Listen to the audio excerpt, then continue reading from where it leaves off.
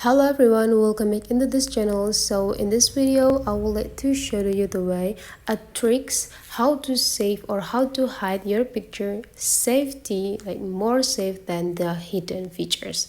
So let's just open the photo library. So I would like to ask you first, how the way you hide the picture? Do you still hide the picture by doing this? Go click this three small dot and go click this hide and confirm that you want to hide this photo, and then you need to find them back by visiting your album, scrolling down until you got this hidden folder. Are you still doing this? Well, whenever you're doing this, someone who knows your password will be able to open this folder and will be able to find those picture. So it means that this trick doesn't save. So how to do that? You just need to back into your album and go find the picture that you want to hide. Let's say here you want to hide these two pictures.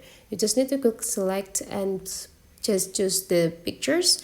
Right after that, you just need to go click this share button, and right after that you just need to scrolling down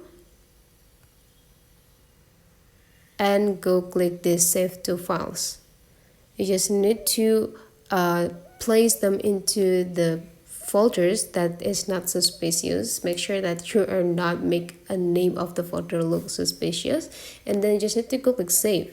The next thing you need to do is just go delete these two pictures so that this picture will not gonna show up into your album, and you're done. So whenever someone access your library, they will not gonna have an access to find the picture because they don't know where you hide the picture. And if you want to bring them back, go open the files and you just need to find the folder where you put them back, and right after that you just need to go click and just go click open it, and after that you just need to go click this share button and go click save image. Just need to go back into your photo album and the picture is already back. So that is the way how to hide your picture in a safety mode. Hopefully this tutorial today is useful for you. Thank you for watching, and I'll wait to see you for the next